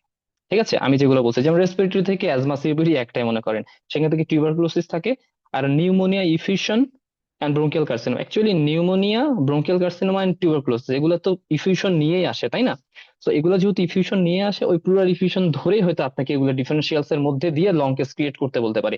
এবং লং কেসের ক্ষেত্রে মোস্ট ইম্পর্টেন্ট যেটা, আপনি চিফ কমপ্লেন কি লিখতেছেন, এটা কিন্তু ইম্পর্টেন্ট। চিফ কমপ্লেন দিয়ে সারা ধরে নেয় যে একে আমি কোন দিকে নিয়ে যাব, এক্সাম ভালো হবে না খারাপ হবে এটার উপরে ডিপেন্ড করে ইভেন পাস ফেল লং কেসের ক্ষেত্রে। এবং লং কেস একটা অনেক সময় ভয়ের কারণ, কিভাবে লিখবো, কিভাবে শুরু করব, পাস্ট ইলনেস লিখবো না লিখবো না, আবার হিস্ট্রি অফ প্রেজেন্টিং ইলনেস কি, কি কি ইনকর্পোরেট এ জায়গায় করা উচিত, এগুলো নিয়ে অনেক ফেলাসি, অনেক কথাবার্তা হবে। বাট আপনাকে কি পড়তে হবে আমি জাস্ট এই পয়েন্টটা বলে দিচ্ছি, আপনি এখান থেকে যদি একটা পড়েন, মানে ইফিউশন নিয়ে সবকিছু জেনে যেতে হবে। আর তারপর হচ্ছে গ্যাস্ট্রেন্টোলজি, হেপাটোলজি, ওয়ার্ডে দেখেন সিএলডি এর পেশেন্টে ভরপুর। এই সিএলডি, হেপাটোসেলুলার কার্সিনোমা একটু কম থাকে, এন্ড পিইউডি, এই দুইটা সবচেয়ে বেশি ইম্পর্টেন্ট। অ্যাকুট হেপাটাইটিস থাকলেও থাকতে পারে, সেক্ষেত্রে দিতে পারে একটা ইয়াং পেশেন্ট, যদি থাকে তাহলে দেখা যায় অ্যাকুট হেপাটাইটিস, সেগুলো নিয়ে ইউজুয়ালি দেয়। আপনাকে এখানে তো কোনোভাবে দিবে না পিএসসি, হচ্ছে প্রাইমারি বিলিয়ারি সিরোসিস, এসব তো দেওয়ার কোনো কোশ্চেনই নাই, তাই না? আপনাকে ফাইনাল প্রফ পিএসসি আলটিমেটলি দিয়ে কি লাভ? সেখানে আপনি দেখা গেল যে পিএসসি সম্পর্কে সেরকম তথ্য আপনার মাথায় নাই এবং আপনি গুছাতেও পারছেন না, কঠিন কঠিন জিনিস ফাইনাল প্রফে দেয় না। হেমাটোলজি থেকে usually congenital haemolytic anaemia, that means thalassaemia দেওয়ার সম্ভাবনা বেশি, অ্যাকুট লিউকেমিয়া, অ্যাপ্লাস্টিক এনিমিয়াটা দেয়। আর দেখা যায় যে তিনজনের মধ্যে দুইজনই পাচ্ছেন স্ট্রোক, এই স্ট্রোকটা দেয় অনেক বেশি, এবং স্ট্রোক খুব খুব স্মার্টলি প্রেজেন্ট করা যায়। ঠিক আছে, দেখা গেল যে লং কেস যত ইজি হয় পরীক্ষা তত ভালো হয়ে যায়। নেফ্রোলজির ক্ষেত্রে সিকিউরিটিটা থাকে, সামটাইমস নেফ্রোটিক সিনড্রোম, দেখা গেল নেফ্রোটিক সিনড্রোমই প্রেজেন্টেশন থাকে, দেখা গেল তার পরের দিকে সিকিউরিটি ছিল। ঠিক আছে, তো এটা আপনি কোথা থেকে পড়বেন? আমার সময়ের থেকে যদি আমি বলি, এই চারটা বইয়ের কথা আমি বলছিলাম, চারটা বই পড়া তো সম্ভব না, তাই না? তাহলে তাহলে আপনি কি করবেন? দেখেন, এই রেসপিরেটরি কেসগুলা, এই কেসগুলা হচ্ছে আব্দুল্লাহ স্যারের বই মোটামুটি ভালো আছে।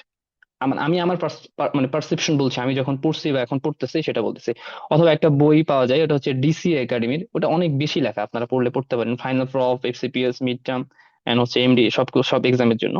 আর গ্যাস্ট্রোএন্টারোলজি, হেপাটোলজি যেগুলো আছে, সেটা হচ্ছে শহীদুল্লাহ শহীদ স্যার, এই রাইটারের বই ভালো মতো লেখা আছে। ঠিক আছে, ইভেন হেমাটোলজিটাও শহীদুল্লাহ শহীদ স্যারের বই খুবই সুন্দর মতো লেখা, ইভেন হচ্ছে স্ট্রোকও। ঠিক আছে, আর নেফ্রোলজিটা আপনারা একটু শ্যামল স্যারের বই থেকে দেখতে পারেন, মানে কোরিলেট করে দেখতে পারেন। এই হচ্ছে মোটা দাগের কথাবার্তা। কিন্তু আমি বাদ বাকি একটাতেও কিন্তু আব্দুল্লাহ স্যারের কথা বলি নাই, কারণ আব্দুল্লাহ স্যারের পরের দিকের গুলা মানে অতটা আমার কাছে গুছানো মনে হয় না। কিন্তু দেখা গেল শহীদুল্লাহ শহীদ স্যারের বই অনেক সুন্দর মতো গুছানো আছে, এবং এইচ এন সরকার যে বইটা আছে সেখান থেকে আপনারা ওই যে শর্ট লং কেসের পরে যে কোশ্চেন্স গুলা করে এগুলো একটু পড়তে পারে। ঠিক আছে, আরেকটা কথা, যে কারো যদি কোশ্চেন্স থাকে আপনারা চ্যাট বক্সে করে রাখতে পারেন, শেষের দিকে যে অ্যান্সার গুলো দেওয়া হবে ইনশাল্লাহ, মানে আমি কথা বলার সময় কোশ্চেন নিতে চাচ্ছি না।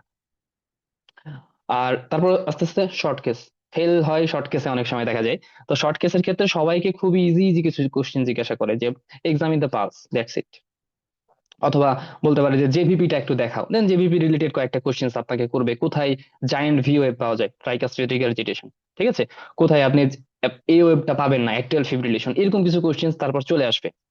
তারপর হয়তো বলতে পারে যে হোয়াট ইজ জেভিপি। তো আপনাকে মেনলি হচ্ছে দেখাতে পারতো, ভাইয়া যেটা বললো যে আমরা যেটা করতাম ওই সব কয়েকজন মিলে আলটিমেটলি এক্সামিনেশন গুলো করা হতো, এবং যে এক্সামিনেশনে বলা হয় মাসেলস মেমোরি ক্রিয়েট করতে হয়। ঠিক আছে, দেখবেন আপনি ওই পাস দেখার সময় অটোমেটিক ব্রাকিয়ালের পর আপনার ক্যারোটিডে হাত চলে গেছে, তাই না? এই যে মাসেলস মেমোরি, এটা যখন আপনার ক্রিয়েট হয়ে যাবে তখন এক্সামিনেশন আসলে কিছুই মানে সবকিছুই পারবেন, কিন্তু এক্সামিনেশন যদি প্র্যাকটিস না করেন সবকিছু ভুলে যাবেন। তো এক্সামিনেশনের ক্ষেত্রে মোস্ট অফ দ্য স্টুডেন্টকে যেটা দেয় সেটা হচ্ছে জেনারেল ফিজিক্যাল এক্সামিনেশন। ঠিক আছে, এই জেনারেল ফিজিক্যাল এক্সামিনেশন গুলোতে এগুলো একটু খুব ভালো মতো জানতে হবে উইথ এক্সপ্লেনেশন, এবং what are the possible questions আসতে পারে সেটা। এন্ড সিস্টেমিক এক্সামিনেশনের মধ্যে রেসপিরেটরি সিস্টেম যদি দেয় আলটিমেটলি বলবে examine the chest from the back, most commonly এটাই দেয় রেসপিরেটরি সিস্টেমের ক্ষেত্রে। সামটাইমস আরো সহজ হতে পারে, পজিশন অফ দ্য ট্রাকিয়া দেখাতে বলতে পারে, বা শুধু অস্কালটেশন করতে পারে, বলতে পারে, মানে জাস্ট স্পেসিফিক একটা পার্ট, এবং পারকাশন নোডও দিতে পারে যদি দেখা গেল পেশেন্টের একটা প্লুরাল এফিউশন বা এরকম কিছু একটা আছে। আর প্রিকোডিয়াম এক্সামিনেশন বা কার্ডিওভাস্কুলার সিস্টেম এক্সামিনেশনটা খুবই কম দেওয়া হয়, সর্বোচ্চ বলতে পারে এক্সামিন দ্য প্রিকোডিয়াম, হার্ট সাউন্ড, সেখান থেকে যদি পেশেন্টের একটা মাইটাল স্টেনোসিস থাকে বা কোনো মারমার থাকে, রিলিভেন্ট কিছু থাকলে দিবে, আদারওয়াইজ ফাইনাল প্রফে কাউকে ট্র্যাতে ফেলার জন্য কোনো এক্সামিনেশন করতে দেওয়া হয় না। এন্ড জিআইটি থেকে লিভার, স্প্লিন, কিডনি তিনটা প্যালপেট করতে দেওয়া হয়, স্পেসিফিক একটা আপনাকে দিবে, এবং সেখান থেকে ডিফারেন্সিয়াল আপনি যাবেন এবং সেগুলো হচ্ছে বলবেন। আর নিউরোলজি থেকে ইউজুয়ালি নিউরোলজির ক্ষেত্রে যখন দেখা যায় অনেক সময় যে আপনার স্যার জিজ্ঞাসা করতেছে তুমি নিউরোলজিক্যাল এক্সামিনেশন করেছো, তখন আপনি বললেন যে হ্যাঁ লং কেসে করেছি। দেন ফার্দার কি হবে, বলছে আচ্ছা ঠিক আছে তাহলে আমাকে একটু ক্রেনিয়াল নার্ভ এক্সামিনেশন করে দেখো। এগুলো স্পেসিফিক একটা পার্ট বলবে, যে motor system examination of the lower limb, অথবা ক্রেনিয়াল নার্ভ এক্সামিনেশন, অথবা চারটা ক্রেনিয়াল নার্ভ এক্সামিনেশন, এরকম করে দিবে, সম্পূর্ণ এজ এ হল আপনাকে কখনো ফাইনাল প্রফে দিবে না, এবং ওইখান থেকে রিলিভেন্ট কিছু কোশ্চেন করবে। এবং তারপরে একটা জিনিস সামটাইমস দেয়, সেটা হচ্ছে এক্সামিনেশন অফ হ্যান্ড। এটা ম্যাকলয়েডে খুব ভালো মতো আছে। আমি বলি আপনি যখন এক্সামিনেশন পড়বেন, এক্সামিনেশনের ক্ষেত্রে অবশ্যই প্রোটোকল বা প্রসিডিউর যেগুলো আছে সেগুলো অনেক লোকাল বই আছে, আপনি ফলো করতে পারেন, কোনো সমস্যা নেই, বাট আপনি চেষ্টা করবেন ম্যাকলয়েড থেকে ফলো করার। ম্যাকলয়েডে প্রসিডিউরটা ফলো করেন, এবং আপনি কারণ কি, কজ কি, বা হচ্ছে ডিফারেন্সিয়ালস কি আসতেছে, এগুলো যে কোনো বই থেকে পড়তে পারেন। ঠিক আছে, অনেকগুলা বাজারে বই পাওয়া যায়, সেগুলো থেকে পড়তে হবে। আব্দুল্লাহ স্যারের বই one of the best book, but অনেক বড়। আচ্ছা, হাবিব ভাইয়ের একটা শীট পাওয়া যেত, সেই শীট বা বিভিন্ন মেডিকেল কলেজে দেখা যায় যে ছোট ছোট বিভিন্ন শীট আছে, এগুলো পড়তে পারেন। এবং শর্ট কেসের জন্য বিভিন্ন বই পাওয়া যায়, আইকন নামে মোস্ট প্রবাবলি একটা বই আছে। আর আমি একটা বই পড়তাম এক্সক্লুসিভ এইড এর পাবলিকেশনের, এইড পাবলিকেশন, এক্সক্লুসিভ এইড না, এইড পাবলিকেশনের একটা বই, এরকম সাইজের মোটা ছোট একটা বই। ওই বইটাতে দেখতাম যে কজ গুলো অনেক সুন্দর মতো দেওয়া, সো ওখান থেকে সিমটোমেটোলজি বা কজ গুলো আপনারা পড়তে পারেন। তো এইটা হচ্ছে all about the short case, এবং শর্ট কেসে আপনাকে পারফর্ম ভালো করতে পারলে আপনি pass. And most important topics, আপনার ভাইবা শুরু হবে আইদার ইসিজি অথবা এক্সরে দিয়ে। এবং অনেকের ক্ষেত্রে এটাতে অনেক অনেক অনেক বেশি ভয় থাকে, বাট আমি একটা ব্যাপার আপনাদের কনফার্ম করতে চাই, আমার প্ল্যান আছে ইসিজি এবং এক্সরে নিয়ে ক্লাস নেওয়ার। ফাইনাল প্রফের ইসিজি এবং এক্সরে নিয়ে আপনারা আটকাবেন না, আশা করা যায় যদি আপনারা থাকেন। এবং আমি যে ভাবছি যে কোর্সটা করাবো, যদি সম্পূর্ণটাও নাও করাতে পারি, অ্যাটলিস্ট ইসিজি এবং এক্সরেটা আমি পড়াই যাবো ইনশাল্লাহ। এবং এই ইসিজি এবং এক্সরে ফাইনাল প্রফের ব্যাপার স্যাপার নিয়ে তো কোনো প্রবলেম হবে না, এবং আপনি বেসিক যে ইসিজিটুকু শিখবেন কোনো প্রবলেম হবে না আশা করা যায়। এবং ফার্দার আপনি দেখেন, আপনি আজকে কার্ডিওলজিস্ট হবেন এটা আমি আশা করছি না, আপনি বিভিন্ন রকম জায়গায় যেতে পারেন। আপনি কার্ডিওলজিতে আছেন, অথবা আপনি গ্যাস্ট্রো গাইনিতে যেতে পারেন, বা সার্জারিতে যেতে পারেন, কোনো সমস্যা নাই, কিন্তু আপনার ইসিজিটা জানা কতটুকু দরকার এটা কিন্তু আপনাকে বুঝতে হবে। এটা খুবই লাইফ সেভিং একটা ইনভেস্টিগেশন, রাইট? এটা আপনার জানা দরকার। একটা এক্সরে জানা দরকার। একটা এক্সরে দেখা গেল যে, আমি ছোট করছি না, এক্সরে না পারলেও কোনো সমস্যা নেই, কিন্তু একটা ইসিজি যদি ঠিক সময় ডায়াগনোসিস করতে পারেন, একটা রোগীর আপনি প্রাণ বাঁচাতে পারবে, তাই না? বাই দ্য ওয়ে, আর ফাইনাল প্রফের জন্য এর বাইরে কোনো ইসিজি এক্সরে পড়ার দরকার নাই। এর বাইরে যদি কোনো ইসিজি এক্সরে আসে আমাকে জানায়। And the last one is about the pediatrics. What about the pediatrics? Pediatrics এ দেখা যায় যে, আমি pediatrics টা আলোচনা করব। pediatrics এর শর্ট কেস থাকে, তাই না? শর্ট কেসের ক্ষেত্রে জার্ক, ascites and general physical examination আমি যেগুলো আগে বলেছি এগুলা থেকে ইউজুয়ালি দেয়, বাট মোস্ট কমনলি দেখা যায় জার্ক এন্ড অ্যাসাইটিসটা দেখাতে বলে।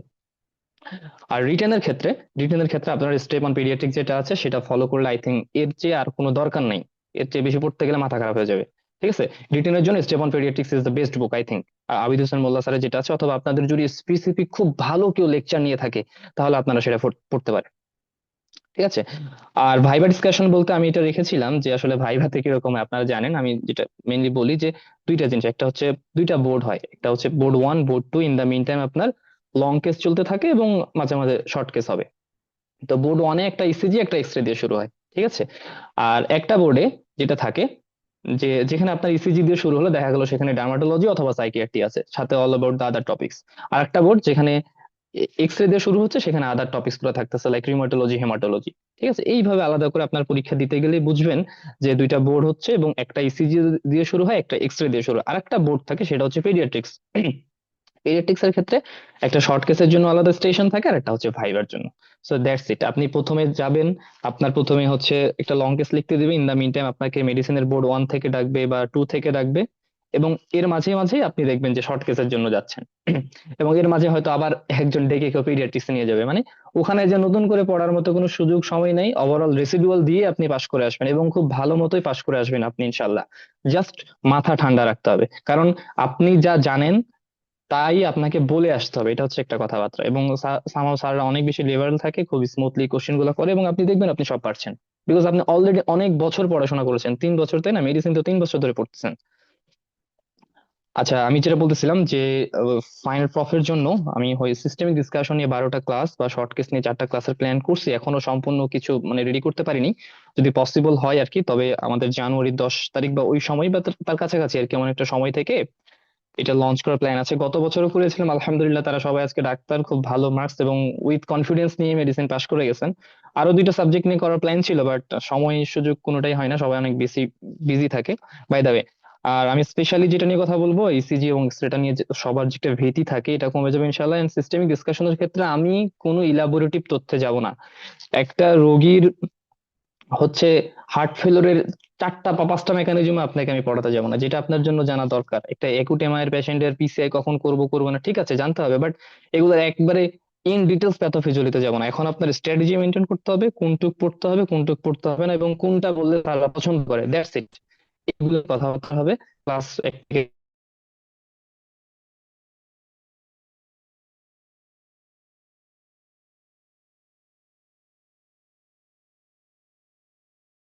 এটা নিয়ে ডিসকাশন করলে বেটার হবে।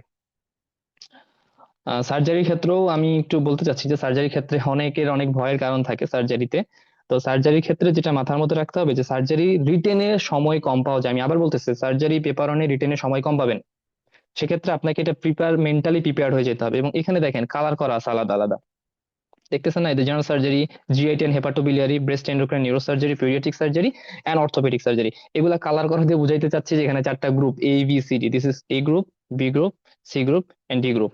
এবং ভাইয়া যেটা বললেন যে টাইম ম্যানেজমেন্টের ক্ষেত্রে আপনার কাছে আপনি যে টপিকস গুলো খুব ভালো পারেন সেটা যে গ্রুপের হোক না কেন আগে আগে লিখে ফেলেন, এটা খুব ইম্পর্টেন্ট একটা ব্যাপার।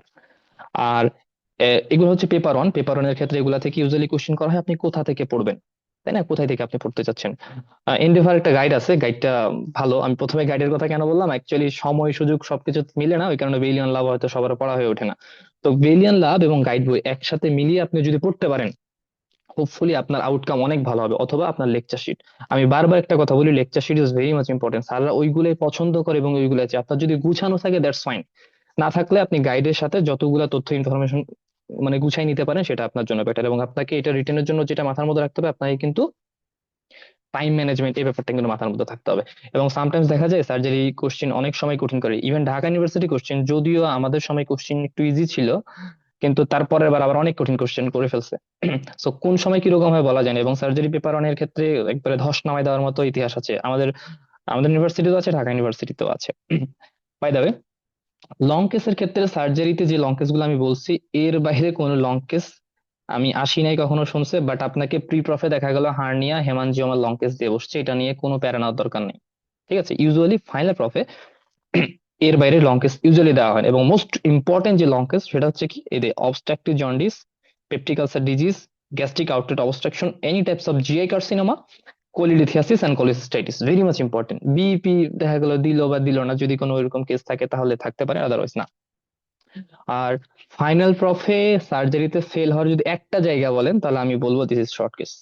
শর্ট কেস কেউ পারফর্ম ঠিক মতো করতেই পারে না, এটা আমি দেখে আসছি। শর্ট কেস পারফর্ম মানে প্র্যাকটিস থাকে না। এবং স্যারদেরও কিছু প্রিফারেন্স আছে, দেখা গেলো ইনি এটা পছন্দ করে তো উনি এটা পছন্দ করে না, হোয়াট এভার, এটা আপনাকে জেনে নিতে হবে। এক্সাম ইয়ার চয়েস, এটা আলাদা জিনিস।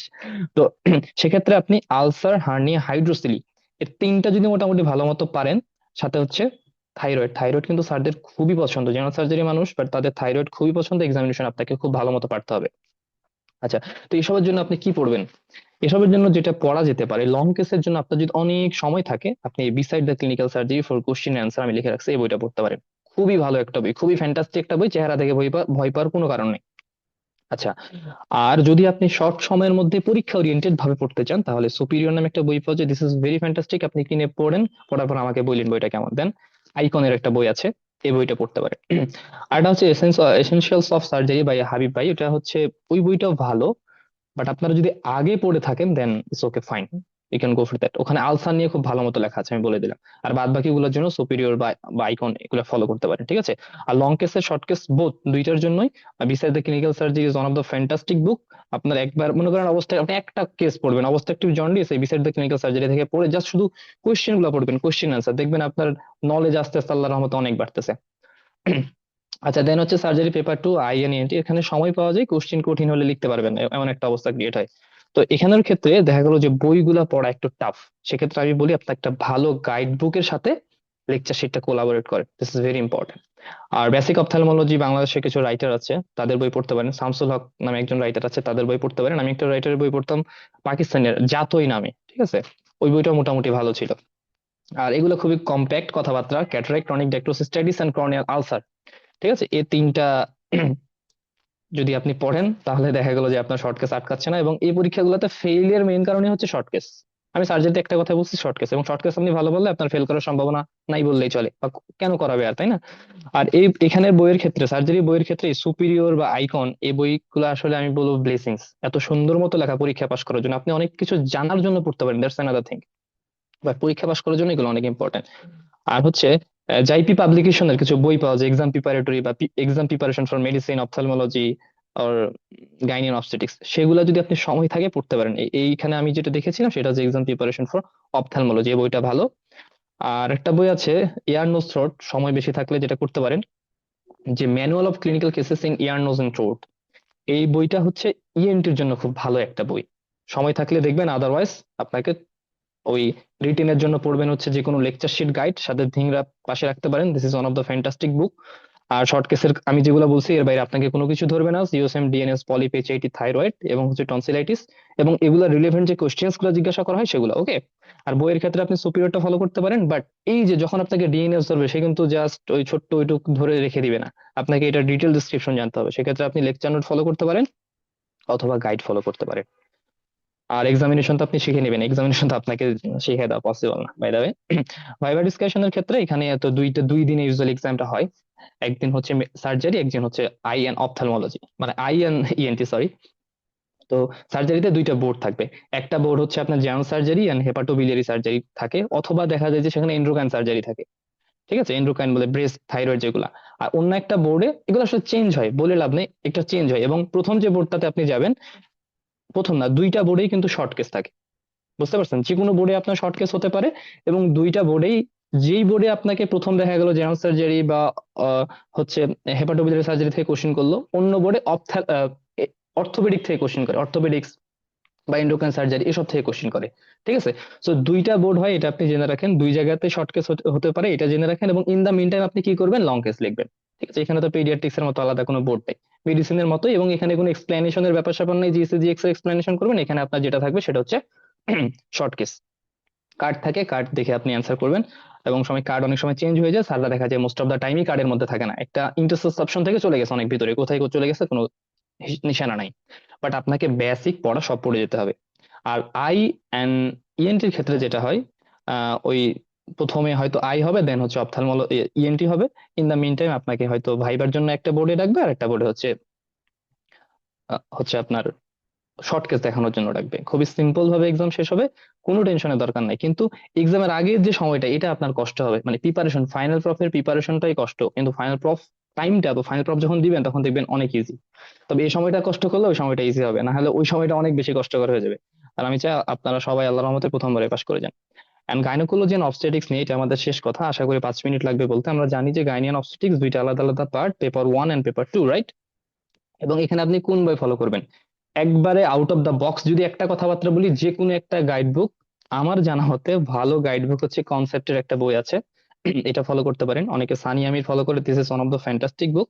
এবং আরো দুইটা বইয়ের কথা আমি বলবো, একটা হচ্ছে আমাদের শামীম ভাইয়ের কাহিনী অফ, যে ভাইয়ের কথাবার্তা বলে গেল, ভাইয়ের যেটা শীটটা আছে এটা পড়লেও আপনি রিটেনে অনেক ভালো করতে পারবেন, but this is very much important for viva.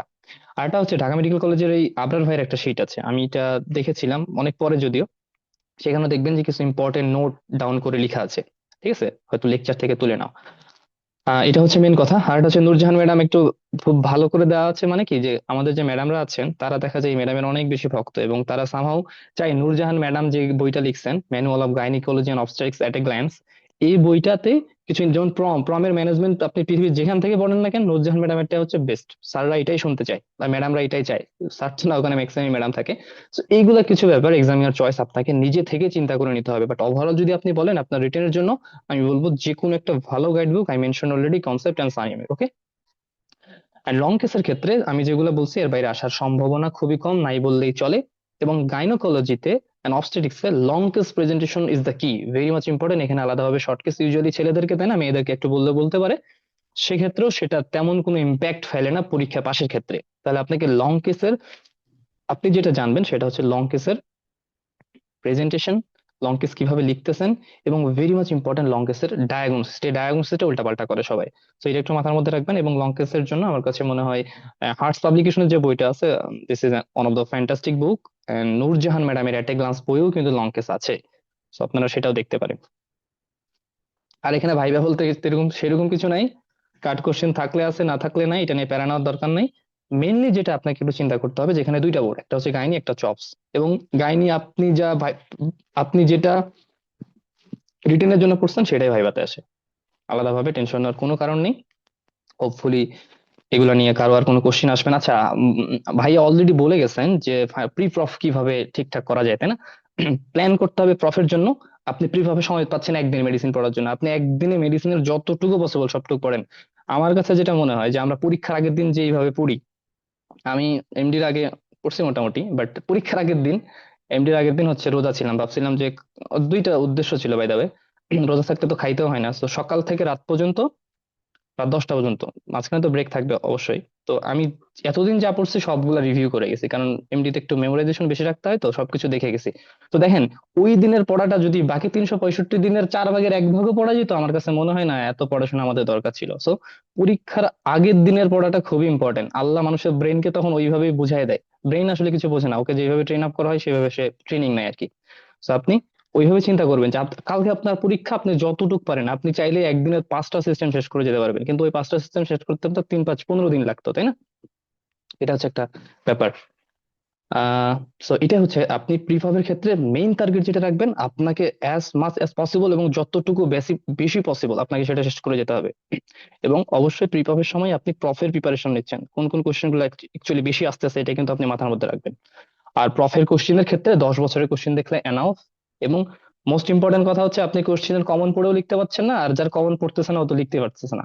তো কতটুক লিখতে হবে, কত মার্কসের জন্য কিভাবে লিখতে হবে, এটা মাথার মধ্যে রাখতে হবে। ঠিক আছে। আর আমি একটু ফাইনাল জাস্ট এক এক মাস যদি সময় থাকে, এটা একবারে লাস্টের কথাবার্তা, এক মাস যখন সময় থাকে আপনি কিভাবে সাজাবেন, আপনার যদি প্রপার স্টাডি প্ল্যান না থাকে, ইউ ক্যান ডু এনিথিং, কিছুই করতে পারবেন না। আপনি প্ল্যান করবেন 120%, তাহলে 100% সম্ভব হবে। আর যদি প্ল্যানই করেন 60%, দেখবেন যে 40% হচ্ছে। সো আপনাকে মোটিভেটেড থাকতে হবে এবং আপনার প্ল্যানের প্রতি কমিটমেন্ট থাকতে হবে। আপনাকে এইবারে পাস করতে হবে, আপনি আজকে মেডিসিনের 4টা চ্যাপ্টার শেষ করবেন। দিস টাইপস অফ কমিটমেন্ট যদি আপনি আপনার মাথায় রাখতে পারেন, তাহলে এটা পসিবল হবে। আরেকটা কথা বলা হয়, পড়াশোনার সাথে emotional commitment is very much important. আপনি যে পড়া আজকে পড়ছেন, এই পড়াটা যদি উদ্দেশ্য থাকে একবারে টিল আপনি রোগীকে ট্রিট করা পর্যন্ত, তাহলে ওই পর্যন্ত মনে থাকবে। আর যদি মনে করেন যে কালকে পরীক্ষা দিয়ে শেষ, অটোমেটিক ব্রেন সেটা ভুলে যাবে। আমি যেটা বলছি, ব্রেনকে ট্রেন যেভাবে করবেন, ব্রেন সেইভাবে চলতে থাকবে। ঠিক আছে। হোপফুলি আমার সব কথাবার্তা এই পর্যন্ত বলা শেষ। কারো যদি কোনো কোয়েশ্চেন্স থাকে proof related, final proof related, তাহলে আমাকে বলতে পারে, সমস্যা নেই। আর আমাদের সাথে তানজিম ভাই আছে, ভাইয়াও ডিসকাশনে মানে হেল্প করবে। এবং ভাই আপনি যদি কিছু অ্যাড করতে চান, আপনি বলতে পারেন। আর আমি আবার একটু মেনশন করে দিচ্ছি, আমাদের কোর্স মোস্ট প্রবাবলি 10 তারিখের পরে বা ওইদিকে শুরু হতে পারে, এবং কতটুকু নিতে পারবো জানি না। ট্রাই করব যতটুকু পসিবল হয়, এবং আশা করা যায় এটার পর আপনাদের কাছে মেডিসিন আর কখনোই কঠিন লাগার কথা না। মেডিসিনের প্রতি ভালো লাগা অনেক সময় তৈরি হয়ে যেতে পারে, হ্যাঁ। আর ইসিজি এক্স রে নিয়ে আশা করা যায় কারো, যেসব অনেকেরই অনেক সাবজেক্ট নিয়ে অনেক পার্টিকুলার পয়েন্ট নিয়ে টেনশন থাকে, যে ভাই সার্জারি শর্ট কেসটা নিয়ে একটু ঝামেলা লাগতেছে, বা গাইনির এই ব্যাপারটা নিয়ে ঝামেলা লাগতেছে, সেক্ষেত্রে আপনারা আমাদেরকে জানাতে পারেন। আমরা চেষ্টা করবো ইনশাল্লাহ। ভাইয়া তো অলরেডি বলে গেছেন। আর স্পেশালি মেডিসিনের জন্য যেহেতু আপাতত প্ল্যান করছি কিছুটা, সো এটা আপনাদেরকে জানিয়ে রাখলাম। আর আপনাদের যদি কোনো কোশ্চেন থাকে, আপনারা উম, মানে আনমিউট করেও কথা বলতে পারেন, অথবা হচ্ছে মেসেজও লিখতে পারেন। ঠিক আছে, থ্যাংক ইউ।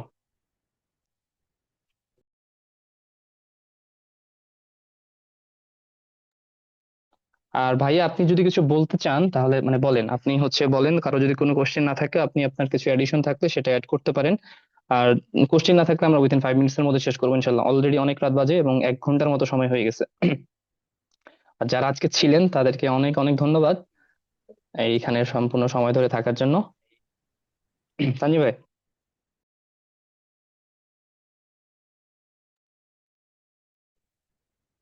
আসসালামু আলাইকুম।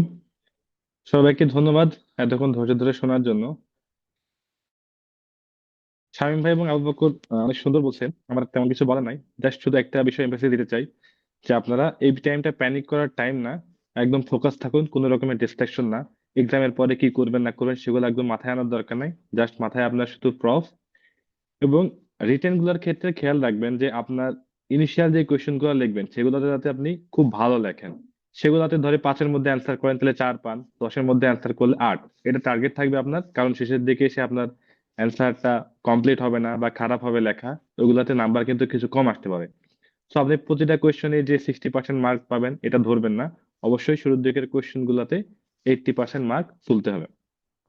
আর শর্ট কেসের প্র্যাকটিসটা যেটা, এটা এতদিন অলরেডি প্র্যাকটিস করছেন, এর মধ্যে যতটুকু সুযোগ হয় করবেন। আর রিটেনের পরে আবার প্র্যাকটিস করতে পারবেন। তবে এটা হচ্ছে প্র্যাকটিসের বিষয়। কেউ আজীবন করে নাই, হুট করে আসলে পরীক্ষার 2-1 দিনের মধ্যে সঠিক লাইনে আসাটা কঠিন, তারপরে অনেকেই পেরে যাবেন। সর্বোপরি হতাশ হওয়ার কোনো সুযোগ নাই।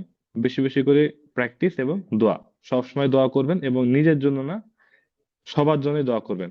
দরকার মনে হলে আপনার কাছের বন্ধুর নাম ধরেও দোয়া করতে পারেন। আচ্ছা ভাইয়া, যেটা বললেন দোয়া করার ব্যাপারটা, আল্লাহ তাআলা বলছে না যে আমি যদি আমার ফ্রেন্ড বা কারোর জন্য দোয়া করি আল্লাহ আমাকে দেয়, আমি কিন্তু সেটাই করি। এইবার এমডি এক্সামের সময় যেটা হয়েছে, আমি সবার জন্য দোয়া করছি যে আল্লাহ ওদের পাশ করাই দাও, সাথে আমারে দিও। সো আলটিমেটলি অন্যের জন্য দোয়া করলে কোনো লস নাই, এটা দোয়াই তো, তাই না? আচ্ছা, আপনাদের কোনো কোশ্চেন আছে? পিয়াল ভাইয়া, তুমি মনে হয় একটু আগে জয়েন করছো, তাই না? আসসালামু আলাইকুম ভাই। ভাই ওই হলে নামাজ 9টায় ছিল তো লেট হয়ে গেছে, সরি। ও আচ্ছা আচ্ছা, সমস্যা নাই, রেকর্ডিং থাকবে, তুমি চাইলে পরে শুনতে পারো। আর কারো যদি কোনো কোশ্চেন থাকে তাহলে করতে পারেন, সমস্যা নেই। কোশ্চেন না থাকলে আমরা শেষ করব। অথবা কোশ্চেন যদি পরেও ক্রিয়েট হয়, তাহলেও আপনার একটা গুগল ফর্ম দেওয়া আছে, ওটাও বলতে পারেন। আদারওয়াইজ গ্রুপেও বলতে পারেন, ঠিক আছে? কারো যদি কোনো কোশ্চেন আছে? আর 1 মিনিট ওয়েট করি, না থাকলে আমরা 40-এ শুরু করছিলাম, 40-এ শেষ করবো ইনশাল্লাহ।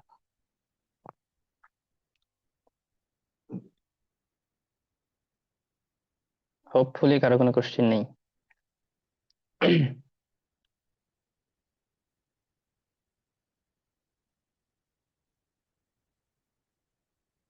আচ্ছা, আমি পিডিএফটা শেয়ার করে দেবো গ্রুপে, সমস্যা নাই।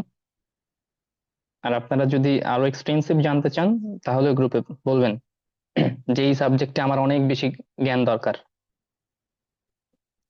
আচ্ছা ঠিক আছে, মোস্ট প্রবাবলি কারো কোশ্চেন নেই, আমরা আজকে এখানে শেষ করছি। এন্ড থ্যাংক ইউ এভরিওয়ান আবার সবাইকে। আপনাদের জন্য অনেক দোয়া এবং সামনে আপনাদের পরীক্ষা অনেক ভালো হোক। আমাদের জন্য দোয়া রাখবেন। আসসালামু আলাইকুম রহমতুল্লাহ।